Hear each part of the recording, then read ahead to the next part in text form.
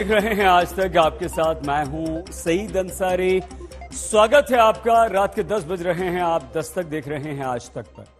दस्तक में आज की कहानी शुरू करने से पहले आइए हम खुद एक कहानी आपको सुनाते हैं। आप किसी से ये पूछिए कि आप शाकाहारी हैं या मांसाहारी, तो जवाब में कई तरह के आपको बातें मिलती हैं, जैसे शाकाहारी हूं लेकिन अंडा खा लेता हूं। कोई आपसे ये कहता है कि वैसे तो हूं मैं शाकाहारी ही, लेकिन चिकन करी की सिर्फ ग्रेवी खा सकता हूं। कोई चिकन खा लेता है, मटन नहीं खाता। मतलब ये हुआ कि अपनी अपनी सुविधा से हर इंसान, हर आदमी शाकाहारी बन जाता है, मांसाहारी बन जाता है। तो क्या हमारे देश में ऐसी ही सुविधा अनुसार मानवाधिकार और राजनीतिक जिम्मेदारी निभाई जाती है, जहां मानवाधिकार पर राजनेता को दलित दिखेगा तो ब्राह्मण नहीं दिखेगा, ब्राह्मण दिखेगा तो मुसलमान नहीं दिखेगा, अपने राज्य का नागरिक मरता नहीं दिखता, दूसरे राज्य का घायल भी नजर आ जाता है। तो आज की पहली दस्तक देकर आप ये प्लीज पूछिए, क्या राजनीति के भी पैर कटे हैं? यहां सामने एक शव है, उसके सामने बाकी जिंदा लोग खड़े दिखते हैं। जिंदा और मुर्दों के बीच फर्क सिर्फ जिंदगी का नहीं है, जिंदा खड़े लोगों के पैर भी हैं। जो मर गया उसके तो पैर भी काट दिए गए।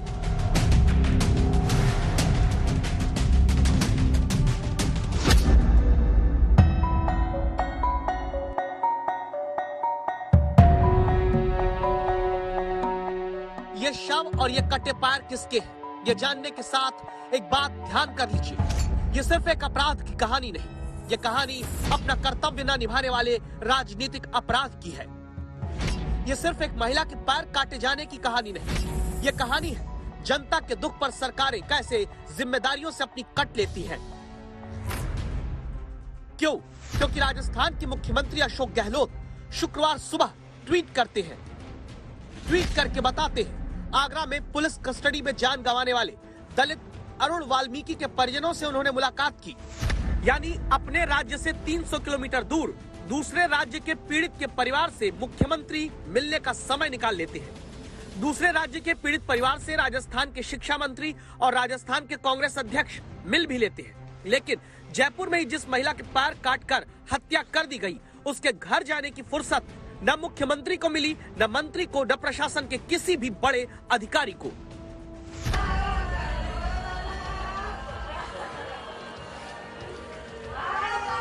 जयपुर के ही ग्रामीण इलाके खतेपुरा में शोक का माहौल है। एक फोटो पर माला चढ़ी है, इनका नाम गीता देवी है। दोनों हाथों से हवा को रोककर अगरबत्ती जलाकर उसे आप किसी मृतक की आत्मा की शांति के लिए लगा सकते हैं। लेकिन क्या राजस्थान में महिलाओं की रक्षा अपराधियों से करने के लिए सरकार के हाथ ऐसे नहीं जुड़ सकते? इस परिवार पर क्या बीती होगी जिनकी मां खेत पर गई हो, अचानक कोई या कुछ लोग आए और मां के पैरों से चांदी की पायल निकालने के लिए उनके पैर ही काट दे। सुनकर सिहरन होती है। पैर तो पड़ा 2 फुट साइड में दोनों, और नाड़ के बाटा लग रहा था। हमें वो पोजीशन देगी तो इसको तो कड़ा के खातर इसको काट गया। चांदी के तो कड़े थे, पैर में बाटे थे, कानों के अंदर चांदी का, तो इसके लिए इसको काट गया। तो साहब मैं जिस साथी भाई था, मैं तो क्यों, मेरी तो हालत खराब हो गई। आपको यकीन नहीं होगा, तस्वीरें विभत्स हैं। देश में महिला अपराध में नंबर 1 राज्य राजस्थान की राजधानी में मुख्यमंत्री, मंत्री, अधिकारियों की नाक के नीचे अपराधी इतना बेखौफ हो गए कि गीता देवी के पैर काटकर खेत में फेंक दिया। उनके पैर की पायल निकालने के लिए पैर काटे, शरीर पर घाव दिए। लेकिन परिवार को ढांढस बंधाना तो दूर, अपराधियों की जल्द गिरफ्तारी का भरोसा देने वाला भी एक मंत्री इनके घर तक नहीं आया। अधिकारी तो दूर की बात है। सरकार की तरफ से तो ऐसा कोई नुमाइंदा है नहीं है। हमारे जो क्षेत्रीय विधायक थे, वो जो 2 बजे की घटना हुई है, 1:30-2 बजे की, लोगों ने उनको फोन किया खूब, जब वो रात को 10 बजे ज्यादा 30 सेकंड यहाँ रुके हैं। किसी ने उनके खिलाफ लोग व्यास थे तो नारेबाजी कर दी, तो वो गुस्से से चले गए गाली गलौज करते हुए। राजस्थान के मुख्यमंत्री पद के साथ ही गृह मंत्री पद का जिम्मा भी अशोक गहलोत के पास ही है। वो व्यस्त कहाँ है, ये देखिए। जब जयपुर में ही लुटेरे पैर काटकर एक महिला की हत्या कर देते हैं, तब मुख्यमंत्री अशोक गहलोत ट्विटर पर उत्तर प्रदेश की महिलाओं की असुरक्षा के मुद्दे पर ट्वीट करके चिड़िया उड़ की राजनीति कर रहे थे। जब जयपुर में गीता देवी का परिवार इस उम्मीद में था कि सरकार से कोई आकर उन्हें न्याय का भरोसा देगा, तब मुख्यमंत्री और राजस्थान के गृह मंत्री अशोक गहलोत यूपी में आगरा के पीड़ित परिवार से जयपुर में ही मुलाकात करने का समय निकाल लेते हैं। तो क्यों ना दस्तक देकर यह कहा जाए कि वास्तविकता में पैर एक महिला के नहीं कटे हैं, अपना कर्तव्य निभाने में भूल रही सरकार के भी पैर कट गए हैं। अभी तो सरकार का कोई नुमाइंदा नहीं आया।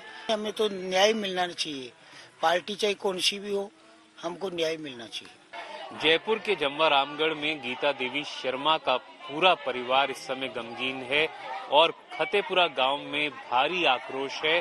जिस बर्बरतापूर्ण तरीके से गीता देवी की हत्या की गई, उसके बाद परिवार और गांव वाले चाहते हैं कि जो कोई भी इस मामले में आरोपी हैं, उनको जल्द से जल्द और कड़ी से कड़ी सजा मिले। पुलिस ने अब 30 टीमें लगा दी, 300 पुलिस वाले लगा दिए, लेकिन 3 दिन बाद भी अब तक न पैर काटकर जयपुर में महिला की पायल लूटने वाले अपराधियों का पता चला और न ही इस परिवार के पास किसी सक्षम मंत्री और अधिकारी के पहुंचने का। हार्डकोर क्रिमिनल ही होने चाहिए, जैसा कि प्रथम दृष्टया में लगता है। और हम जल्दी प्रयास करके, अब चूंकि अभी यहाँ पर भीड़ इकट्ठी है, तो हम लोग इनसे फ्री होके और कर रहे हैं कोशिश। पूरी टीम्स लगी हुई है, कुछ डिस्ट्रिक्ट में टीम भी भेजी, मैंने बाहर भेजी टीम है। नेशनल क्राइम रिकॉर्ड ब्यूरो के आंकड़े कहते हैं कि महिला अपराध में राजस्थान नंबर 1 है। देश में सबसे ज्यादा बलात्कार की विभत्स वारदात के पैमाने पर भी राजस्थान नंबर 1 है। लेकिन महिलाओं के अपराध में नंबर 1 राज्य की महिलाओं के प्रति गंभीरता को नोट करिए और दस्तक दीजिए, क्योंकि 3 साल में राजस्थान में महिला आयोग के अध्यक्ष का पद खाली पड़ा है। दावा है राजस्थान महिला आयोग में 150 शिकायतें लंबित पड़ी हैं। राजस्थान महिला आयोग में पद खाली पड़े रहने से अब न्याय मांगने वाली महिलाएं भी वहां नहीं जाती। बीजेपी के नेता राज्यवर्धन सिंह राठौड़ परिवार से मिलने के बाद सवाल सरकार से पूछते हैं। 4 घंटे लगे पुलिस को यहाँ पर आने के लिए इकट्ठा, पूरी जनता यहाँ इकट्ठी हो गई थी। किस मुद्दे को उठाना है, किस मुद्दे को छुपाना है, यही करते रहते हैं। ये हर समय राजनीति ही करते रहते हैं, प्रशासन कहाँ से चलाएंगे।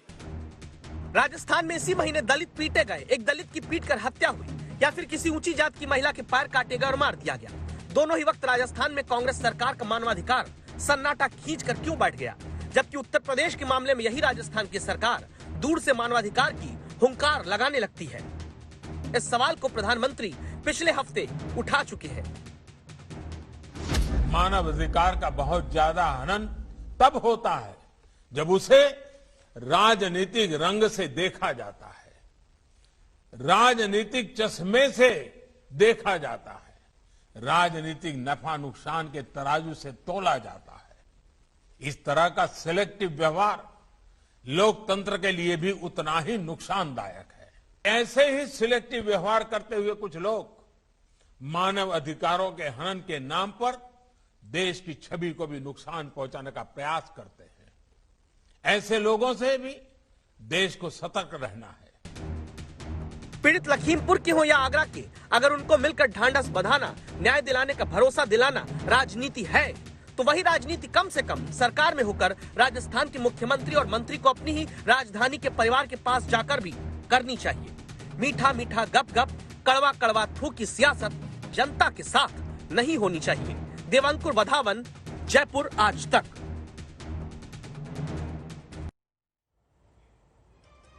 हमारे इस रिपोर्ट के बाद आप क्या करेंगे? सहमत हैं तो आवाज उठाइए।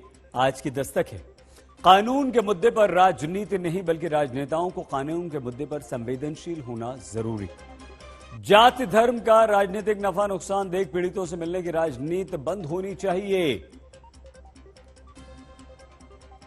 किसी अपराध की तय समय सीमा में जांच के लिए जवाबदेही भी तय होनी चाहिए। अगर आप सहमत हैं तो हैशटैग दस्तक के साथ अपनी राय ट्वीट कीजिए, फेसबुक पर लिखिए। राजनीति के पैर क्या महंगाई पर भी कटे हुए हैं? जहां विपक्ष में रहते पेट्रोल डीजल की महंगाई पर सरपट दौड़ने वाले नेता अब सत्ता में आने के बाद तमाम बहाने बनाते हैं। आज तो नया बहाना आया, जनता को महंगाई से छुटकारा दिलाने में जिम्मेदारियों से पल्ला झाड़ने वाली राजनीति पर दस्तक देना जरूरी है। हमारी इस रिपोर्ट में आप देखिए।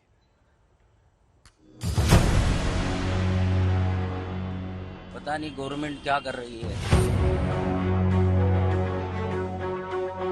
हमें तो लगता है गवर्नमेंट की मंशा यही है कि लोग साइकिल से चले।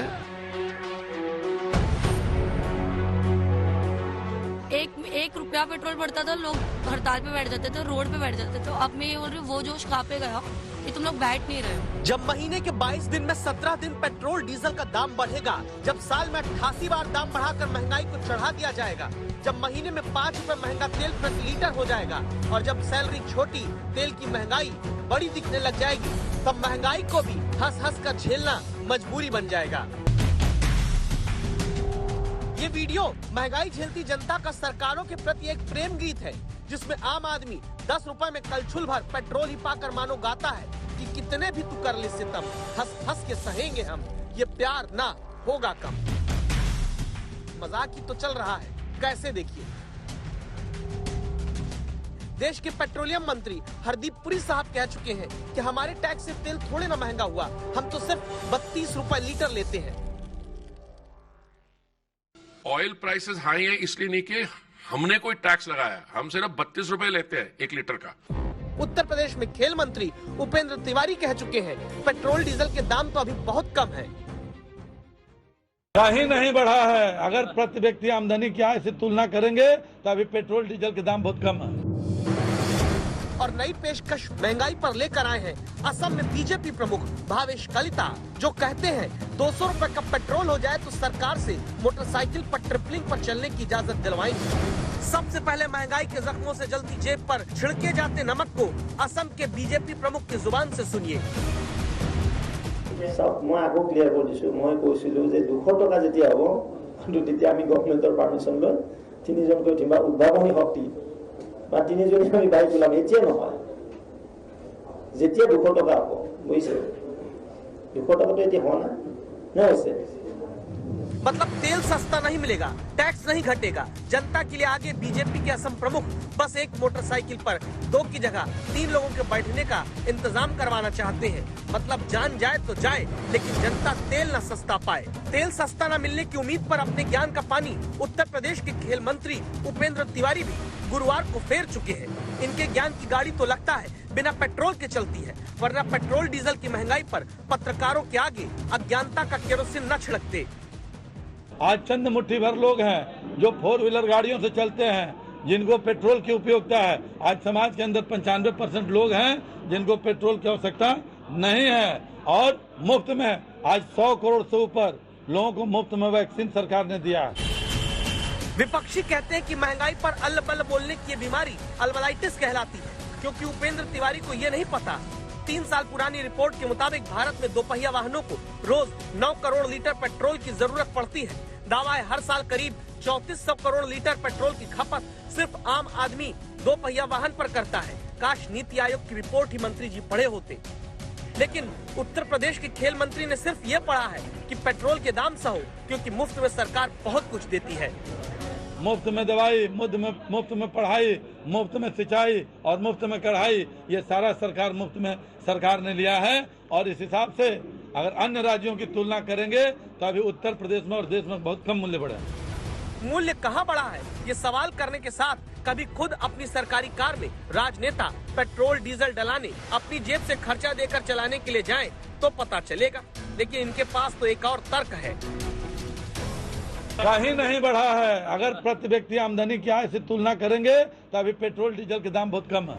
मंत्रियों का काम होता है बोलना और छोड़ देना, दस्तक देकर। इसीलिए हम बताते हैं देश में आम आदमी की प्रति महीना आय बांग्लादेश के नागरिक से भी कम है, और सिर्फ वो 11,750 रुपए महीने के कमाता है, जबकि मंत्री की संपत्ति 14 साल में 7 गुना बढ़ चुकी है। पेट्रोल का दाम बहुत कम अभी बताने वाले उत्तर प्रदेश के खेल मंत्री की संपत्ति 2007 में 14 लाख रुपए थी, 2012 में 82 लाख हुई और 2017 में 1 करोड़ 21 लाख। अब हर कोई मंत्री जी की तरह देश में कमा नहीं सकता, संपत्ति बढ़ा नहीं सकता, इसीलिए जनता परेशान होकर चुपचाप तेल भरा रही है। पेट्रोल महंगा हो गया, पेट्रोल सैलरी से अफोर्ड नहीं कर पा रहे, क्योंकि सैलरी बढ़ नहीं रही है। गवर्नमेंट ने ऑलमोस्ट सब कुछ बंद किया हुआ है। पेट्रोल का दाम कम करे और यही चाहता हूँ। हमें तो लगता है गवर्नमेंट की मंशा यही है कि लोग साइकिल से चले बजाय कि गाड़ी से।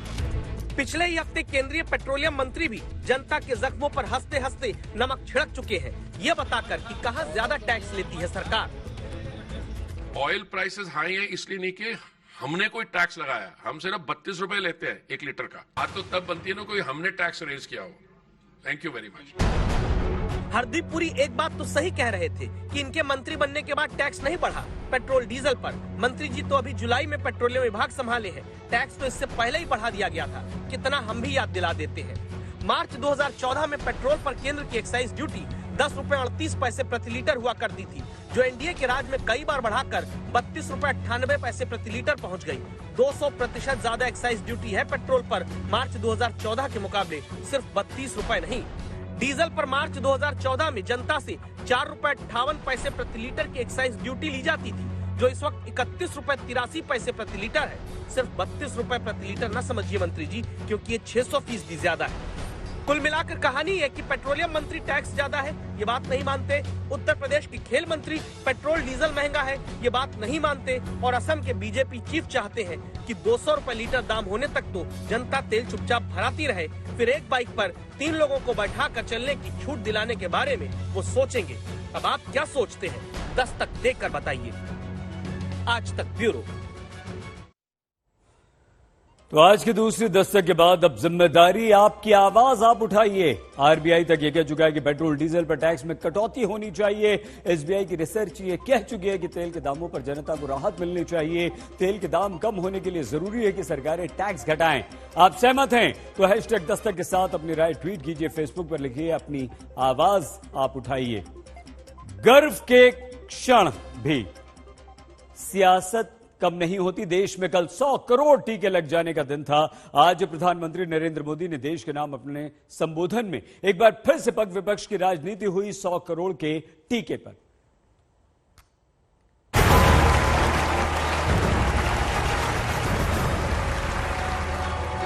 कोरोना के खिलाफ जंग में 100 करोड़ लोगं को वैक्सीन लगाकर भारत ने सारी दुनिया को चौंका दिया।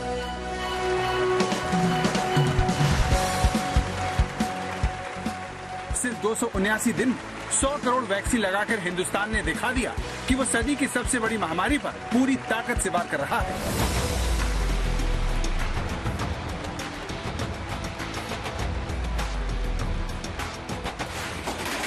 इस उपलब्धि पर प्रधानमंत्री मोदी ने अपने संबोधन में देश को बधाई दी।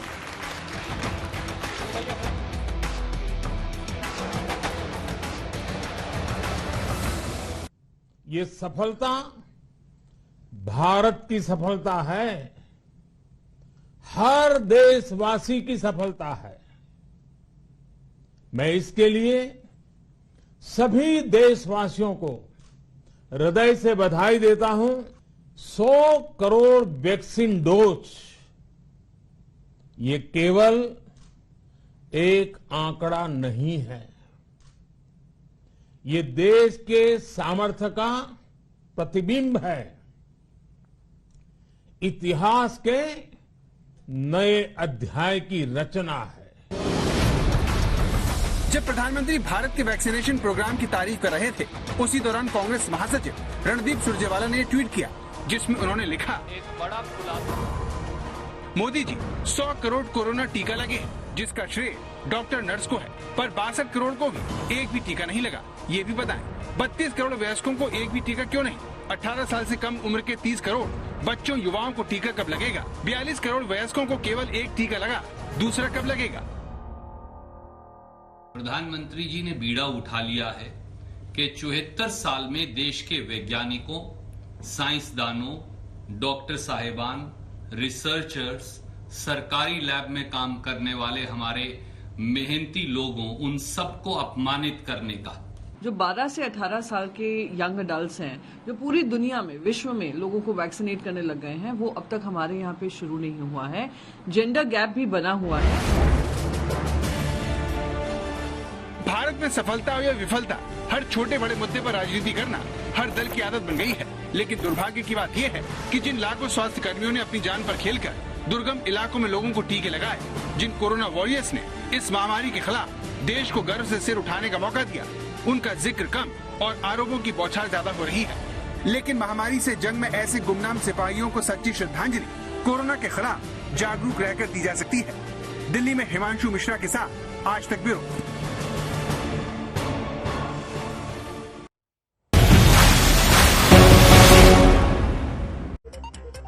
स्वागत एक बार फिर से आपका दस्तक में। आपके साथ मैं हूं सईद अंसारी। जम्मू कश्मीर में आतंकवादियों पर सख्ती शुरू हो गई है। कश्मीर घाटी के अलग अलग सेंट्रल जेलों में बंद 26 आतंकवादियों को आगरा की सेंट्रल जेल के लिए रवाना कर दिया गया है और यह कदम गृह मंत्री अमित शाह के दौरे से ठीक पहले किया गया। 370 हटाने के बाद अमित शाह का यह पहला दौरा है, जिसे देखते हुए श्रीनगर का अभेद्य किले में उसे तब्दील कर दिया गया है। अमित शाह का मिशन कश्मीर क्या है, इसकी पूरी जानकारी हमने जुटाई है। देखिए हमारी इस रिपोर्ट में।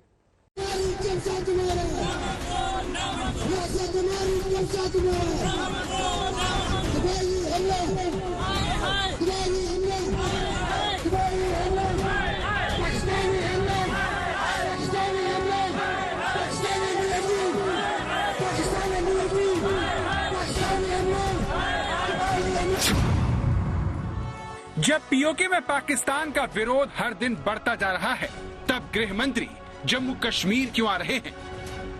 हाल ही के दिनों में जिस तरह से पाकिस्तान के इशारे पे आतंकी हमले किए गए हैं, एक के बाद एक टारगेटेड किलिंग्स हुई हैं, चाहे वो माइनॉरिटी की हो, नॉन लोकल्स की हो। अमित शाह यहाँ पर आके हाई लेवल मीटिंग करेंगे। अमित शाह का जो ये जम्मू कश्मीर दौरा है वो उस समय पे है जब जम्मू कश्मीर में आतंकवादी गतिविधियों में काफी बढ़ोतरी हुई है। जब इमरान और बाजवा में ठनी हुई है, तब क्या आतंक पर आखिरी वार की तैयारी हो रही है? पाकिस्तान में सेना और सरकार में तलवारें खींची हुई हैं।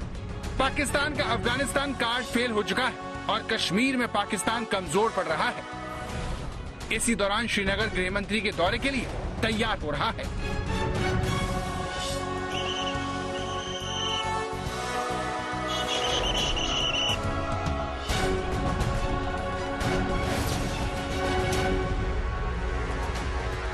श्रीनगर में कोई भी सड़क हो, मशहूर डल लेक हो,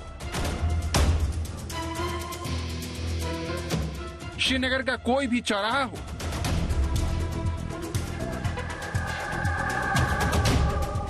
श्रीनगर के चप्पे चप्पे पर सुरक्षा का ऐसा अभेद पहरा बैठा दिया गया है जिसकी मिसाल मिलनी मुश्किल है। सुरक्षा बल श्रीनगर में गृह मंत्री की सुरक्षा में कोई भी चांस लेने को तैयार नहीं है। हर गाड़ी को खंगाला जा रहा है। श्रीनगर में घूमने वाले हर शख्स पर कड़ी नजर रखी जा रही है। छावनी में तब्दील हो गए श्रीनगर में लगे ये बोर्ड आपको अमित शाह के आने की खबर देते मिल जाएंगे। जम्मू कश्मीर के 3 दिनों के दौरे में अमित शाह आते ही अपने मिशन कश्मीर में जुट जाएंगे। श्रीनगर हवाई अड्डे पर गृह मंत्री शारजाह श्रीनगर की पहली फ्लाइट का शुभारंभ करेंगे। इसके बाद अमित शाह सीधे राजभवन जाएंगे, जहां पर वो सुरक्षा और खुफिया प्रमुखों के साथ बैठक करेंगे। इस बैठक में बीएसएफ, सीआरपीएफ और एनएसजी के डीजीपी, एनआईए प्रमुख हिस्सा लेंगे। इसके अलावा इस हाई प्रोफाइल मीटिंग में कश्मीर और जम्मू के आईजी भी शामिल होंगे।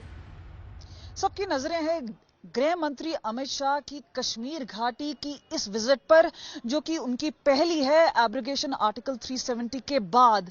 सुरक्षा की तो चौकसी की ही गई है, क्योंकि हमने देखा है कि हाल ही के दिनों में जिस तरह से पाकिस्तान के इशारे पे आतंकी हमले किए गए हैं, एक के बाद एक टारगेटेड किलिंग्स हुई हैं, चाहे वो माइनॉरिटी की हो, नॉन लोकल्स की हो। अमित शाह यहां पर आके हाई लेवल मीटिंग करेंगे, सिक्योरिटी फोर्सेस से मिलेंगे, अपना आउटरीच प्रोग्राम भी करेंगे।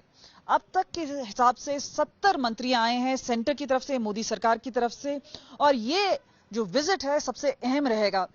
हम इस वक्त हैं SKICC में और आज तक आपको सीधी तस्वीरें पहली बार दिखा रहा है, जहां पे हम बताएंगे कि किस तरह से तैयारी चल रही है।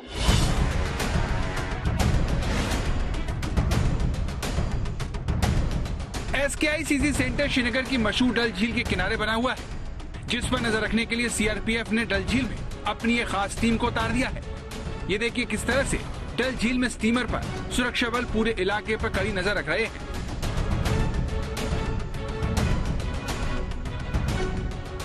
मेरे पीछे आप देख सकते हैं, ये है SKICC, जहां पे गृह मंत्री अमित शाह का फंक्शन होगा। बंकर भी देख सकते हैं, साथ में आप देख सकते हैं ये है पेट्रोलिंग बोट सीआरपीएफ की, लगातार यहां पे गश्त लगाती हुई पानी पर। आप अंदर जितनी सिक्योरिटी देख रहे हैं उससे ज्यादा सिक्योरिटी आप बाहर देखेंगे, क्योंकि ये डल का इलाका है। 15 किलोमीटर की तो रोड है, लेकिन 20 किलोमीटर का जो ये पूरा इलाका है जहां पर ये एरिया पड़ता है, तो अपने आप में VIP विजिट के लिए इसको सिक्योर किया गया है। अमित शाह 3 दिनों तक जम्मू कश्मीर में रहेंगे। इस दौरान आतंकवादियों के मंसूबे फेल करने के लिए श्रीनगर में इस बार शार्प शूटर तैयार किए गए हैं। जो शहर की सड़क पर चलने वाले हर राहगीर और गाड़ी पर नजर रखेंगे। ऑनरेबल एचएम के विजिट के मद्देनजर हमारे पास additional man power, paramilitary forces और पुलिस की ओर से भी हमने एडिशनल अपनी क्यूआरटी, एक्स्ट्रा कॉम्बैट टीम, हमारे ब्लैक पैंथर कमांड व्हीकल्स, इस तरह के कई ड्रोन सर्वेलेंस, पूरे सिटी को हम लोगों ने ड्रोन ग्रिड में बांटा हुआ है। पूरे सिटी में हमने स्नाइपर्स बहुत ही क्लोज, और ये लोकेशंस डिस्क्लोज नहीं किए गए हैं, तमाम लोकेशंस पे स्नाइपर को हमने तैनात किया है। किसी भी सस्पिशियस एक्टिविटीज को देखकर भागते हुए को हम लोग चेस करके दूर से उसको मार सकते हैं। तो जिस SKI-CC सेंटर में अमित शाह अपने सबसे ज्यादा वक्त बिताएंगे, उसके आसपास ही नहीं पूरे श्रीनगर में ऐसी सुरक्षा की गई है कि परिंदा भी पर नहीं मार सकता। लेकिन सेना, CRPF और जम्मू कश्मीर की तैयारी सिर्फ इतनी नहीं है, आसमान से भी नजर रखने का इस बार पूरा पुख्ता प्लान तैयार कर लिया गया है। संवेदनशील इलाकों में निगरानी रखने के लिए इस बार खास तौर पर ड्रोन का सहारा लिया जा रहा है। भारतीय सुरक्षा बलों के पास अब एक और एडिशनल हथियार है, एक तीसरी आंख है, और वो ड्रोन्स के जरिए आता है। पिछले कुछ समय से इनका चलन काफी बढ़ गया है, क्योंकि ग्राउंड पे फोर्सेस हैं, लेकिन एक फोर्स बूस्टर के नाम पर आप देख सकते हैं अलग अलग साइजेस के ये जो ड्रोन्स हैं ये डिप्लॉयमेंट में लगाए गए हैं। सेंसिटिव जोन में, उन इलाकों में जहां पे भीड़ भाड़ ज्यादा हो, लेकिन वहां पर जो CCTV लगाया गया है, जो ग्राउंड फोर्स लगाई गई है, उसके अलावा अब ये तीसरी आंख भी फोर्सेस के साथ है। ये करने से माइनॉरिटी को एक कॉन्फिडेंस आता है सरकार पे और सिक्योरिटी फोर्सेस पे, इसलिए ये किया जाता है। और ये ड्रोन ग्रिड हमने पूरे श्रीनगर को बना रखा हूँ as per the direct DG JNK और श्रीनगर की अपना CRPF के डायरेक्शन से।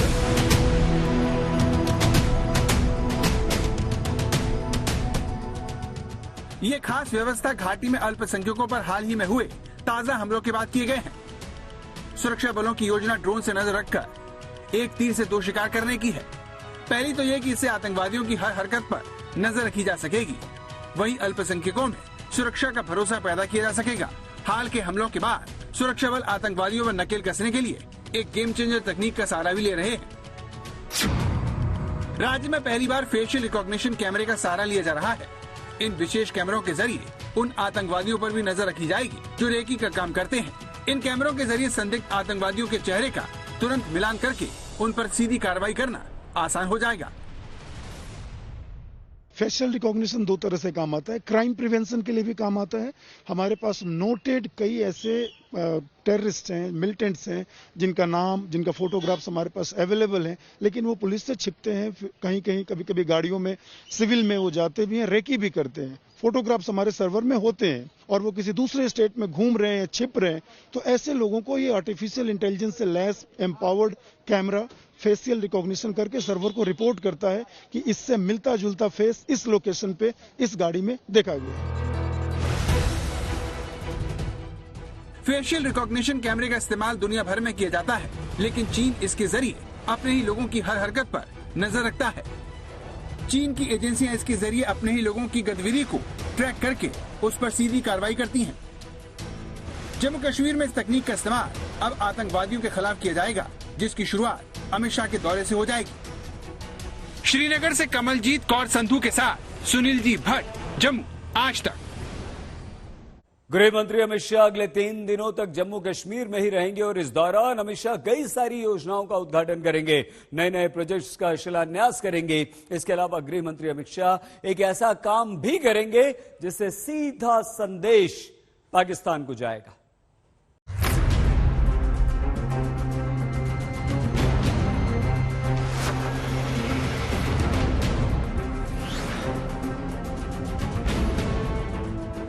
इसलिए एग्रेसिव हूँ कि जम्मू एंड कश्मीर के पीएको को आप भारत का हिस्सा नहीं मानते हो क्या?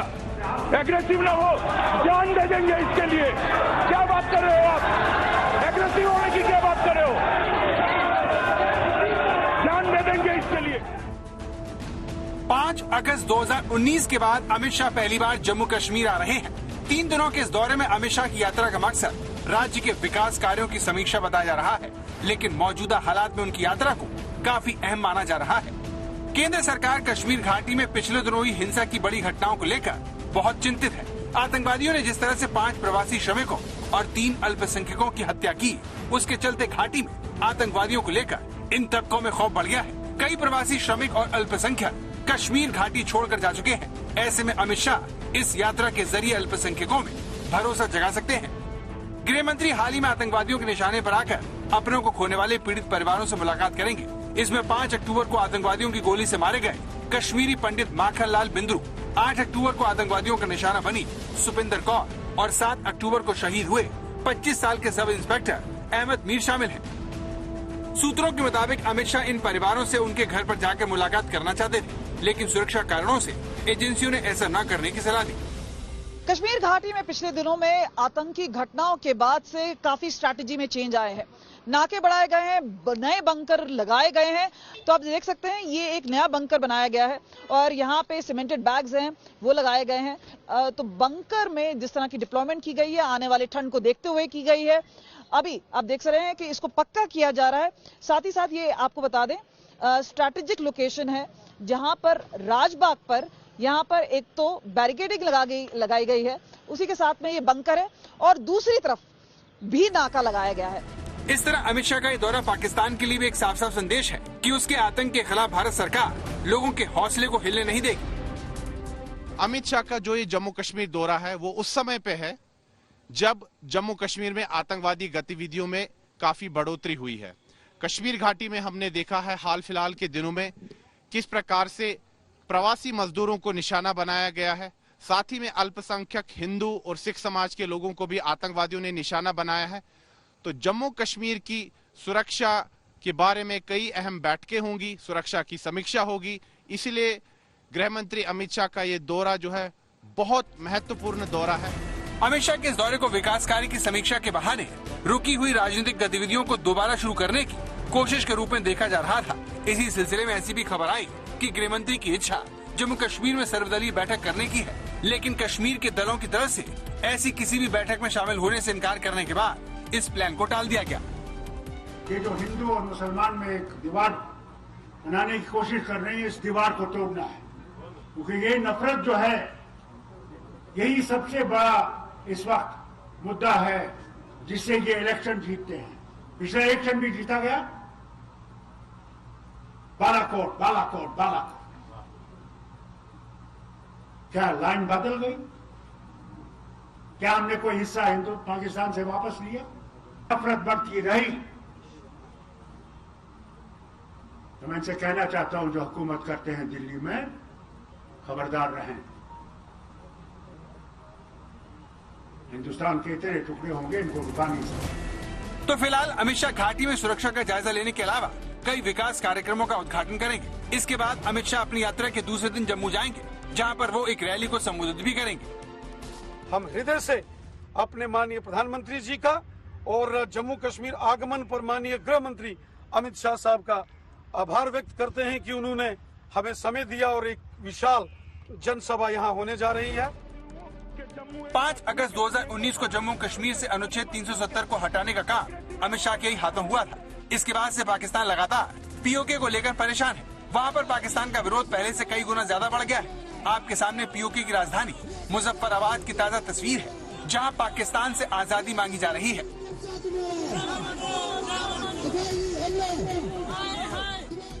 22 अक्टूबर 1947 को ही पाकिस्तान ने जम्मू कश्मीर में घुसपैठ की थी। तब से लेकर आज तक पूरा जम्मू कश्मीर पाकिस्तानी आतंकवाद की आग में झुलस रहा है। इन जख्मों पर अमन और विकास से ही मरहम लगाया जा सकता है। अमित शाह का ये दौरा उनके इसी मिशन की एक कड़ी है। श्रीनगर से कमलजीत कौर संधू के साथ सुनील जी भट्ट, जम्मू, आज तक। आज तक HD, सबसे तेज, सबसे ज्यादा।